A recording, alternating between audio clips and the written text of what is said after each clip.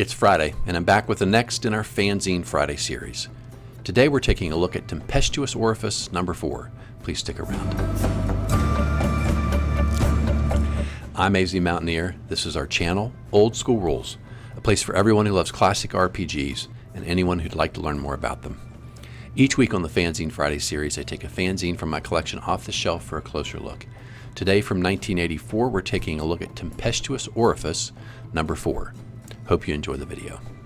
We're continuing our look at Tempestuous Orifice. This issue has an orange cover, still just paper folded in half and stapled down the side.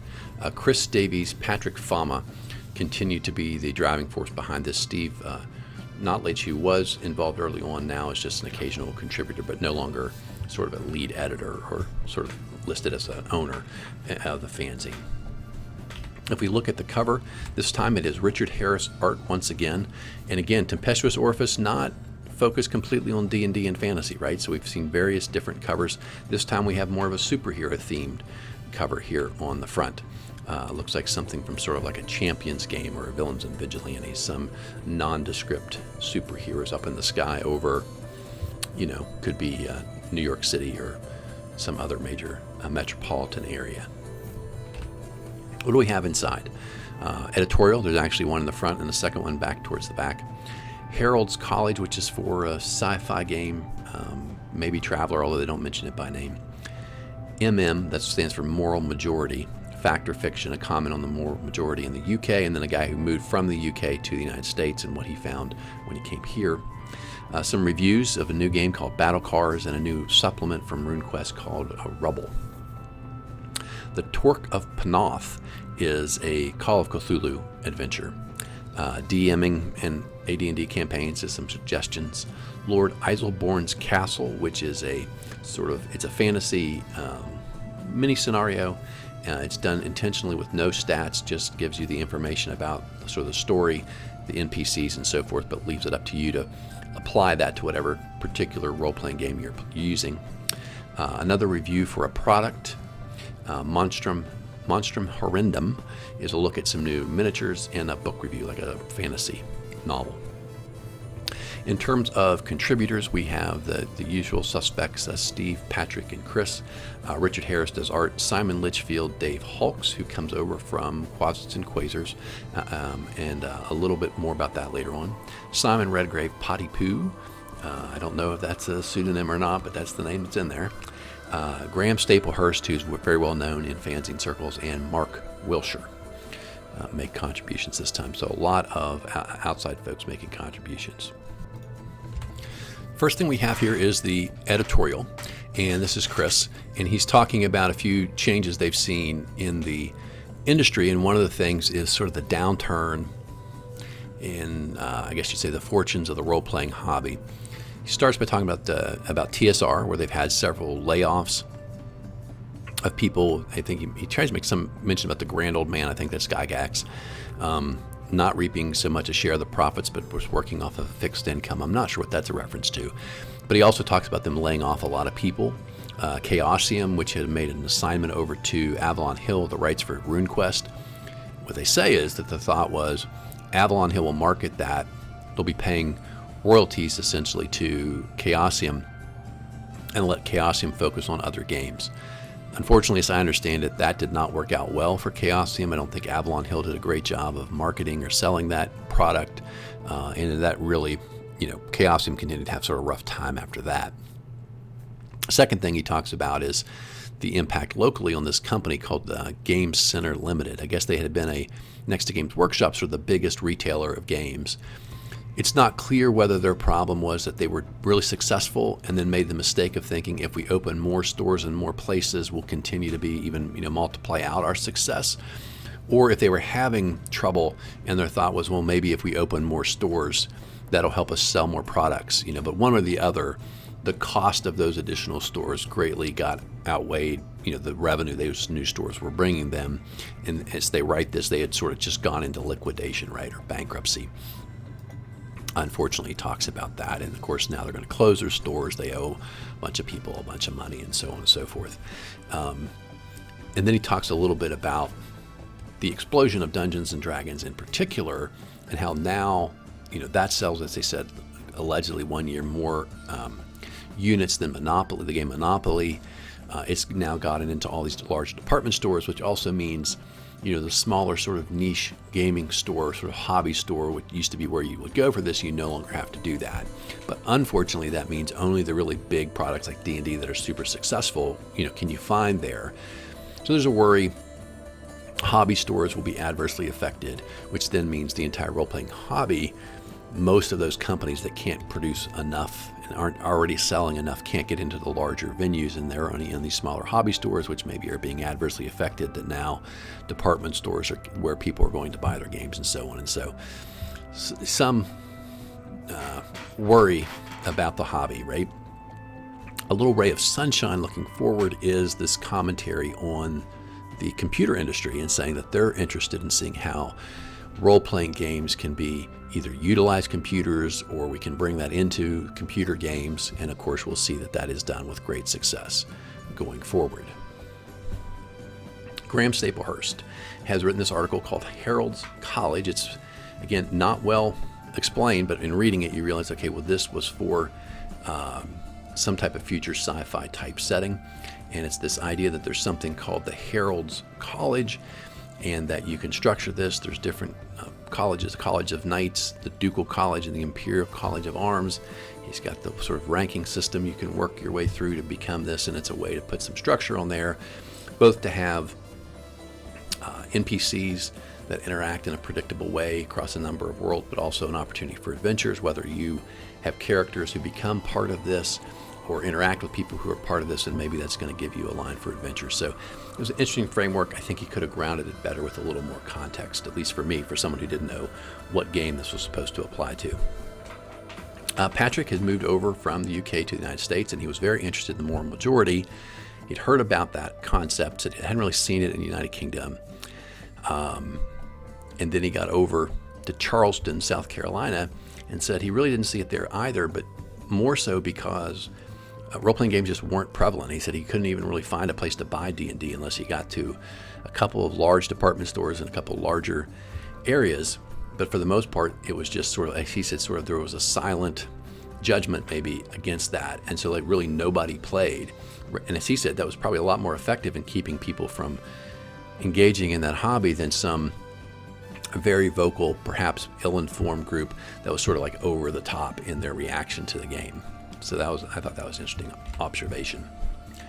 Mark Wilsher has a review of Battlecars, a new game, sci-fi game, Games Workshop had put out. They said it was very similar to Car Wars. They liked it quite a bit. In the interesting little background I thought was, we're in a futuristic world where people don't need to drive cars anymore.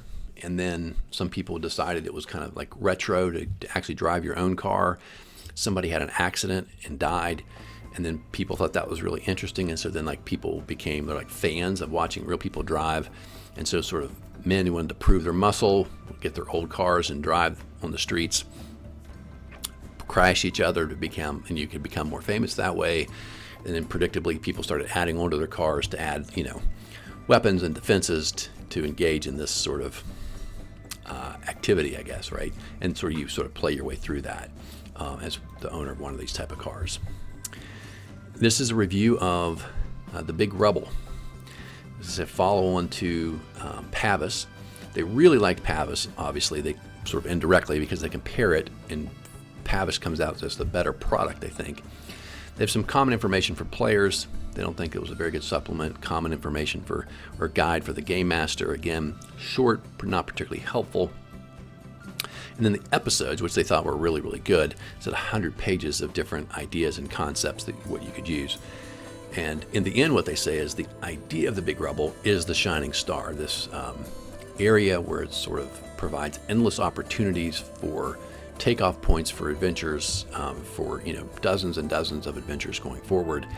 And really, probably they should have focused more on just fleshing out that and realized that was their product, right? Was a really well-designed area that any DM or referee could use as a way as a starting point for scenarios of his or her own. All right, the big part of this one is taken up by this adventure called the Torc of Pnoth. don't know if I'm saying that correctly. Simon Redgrave, pretty well known in fanzine and RPG circles, I think. I recognize that name. Anyway, this is a scenario for Call of Cthulhu. He calls it a violent scenario for 1 to 4 experienced investigators.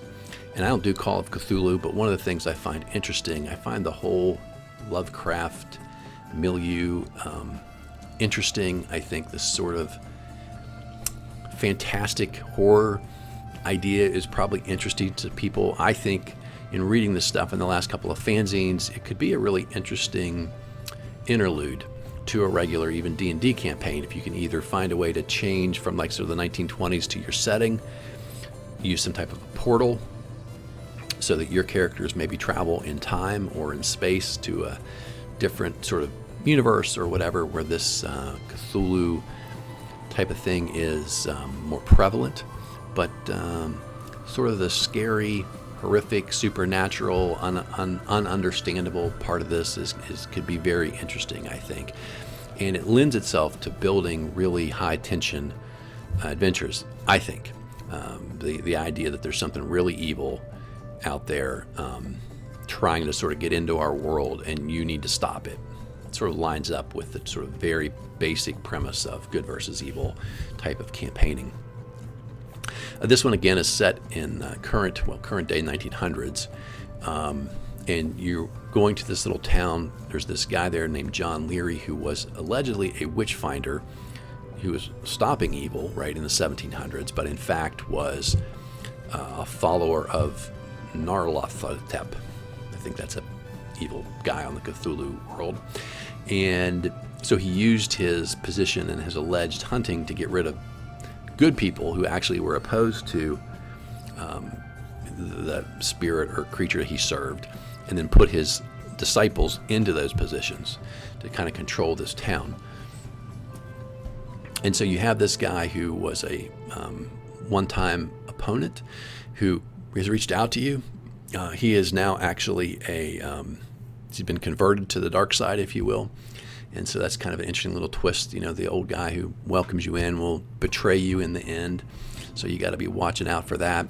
And long story short, again, very open-ended. So you got to have players who will get into the role-playing and the investigating to try and do something like this. But you poke around the town, you may find this guy's last living descendant, who's got her own issues. She's crazy. She's a psychopathic mass murderer, just as a side story. And if you can find, she has sort of her great-great-great-grandfather's book where he tells all his dark secrets and tells about the rituals they did and the different things. And that'll give you a clue to go looking for him. He's buried under the church in town. You go down there and you can find him. This Torc of Pnoth is basically like an amulet. It's got some undead already, in this campaign. So I saw that natural tie into D&D. So again, really creepy, really interesting. And like I said, I just feel like there's something there, some type of a crossover integration that can be done and make some really interesting D&D campaign or fantasy campaign adventures. Here's the map of the church, and you go down to these catacombs. Bad stuff happens. Okay, DMing an AD&D campaign. And it says this is part 1 from Dave Hulks. He's from Quasits and Quasars fanzine, which is shutting down right about this time. Is how his information ends up coming over here. Part 1, preparing the campaign. And he's talking about, reaching out to people, asking if they've been part of a campaign. What he generally finds is they either say just no, or they're going through like the sort of original AD&D modules, right? The D series, the G series. And he says, and what that means to me is they don't really know what it's like to be in a campaign. And so his main thing is get yourself a group of gamers who can meet on a regular basis. He suggests weekly, same day every week, same time. At least most of the players will be there every session, or so you'll have a solid group. Maybe one guy rotates in or out, but you get the same people. And he says that continuity, that's a whole other level of fun that comes from that ongoing building story over time. I agree with that completely. It's always a lot more fun than just endless one-shots. Not that one-shots aren't fun. I think you do need to break that up sometimes, but the the epicness of the story, the connection you develop with your characters, the background of the things they've been through together, all that leads into it. Now he says, don't worry about overdoing it, but you do need to develop. I think he actually says you need more than you really need. He says you should develop your entire world, sort of like draw it out, know about all your major cities, your calendar, your weather, your geology. To some extent, I think that might be true. And in particular, if you start a campaign and there's like an underlying story of something happening in the world, I think you need to know what that is and sort of sketch that out over time. What's happening. But for the immediacy, and I've seen this advice, frankly, in other fanzines, and I think it's true, find out where your characters start. Spend some time on that little hamlet, village, seaside town, whatever it is. Probably don't start with a giant urban center that's overwhelming in terms of scope and design. Have some really good, though, unique, colorful NPCs in sort of the home base.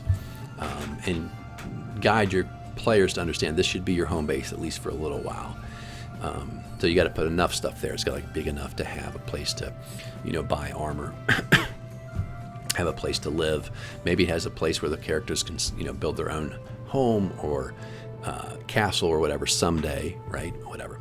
But in any event, his advice is you got to flesh all this stuff out and give some uniqueness to your world.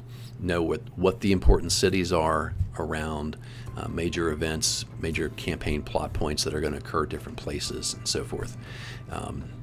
He says, having said all that, I just bought the World of Greyhawk from TSR and used it and like it a lot. And I think that's a great product as well. As he says, if nothing else, get that gazetteer and read it and give yourself an idea of the kind of information you would develop on your own for your home campaign. Again, I think, especially look at that gazetteer, that is way more work, way more pages in detail than you need, because your players are not going to go everywhere. And they're certainly not going to go everywhere all at once.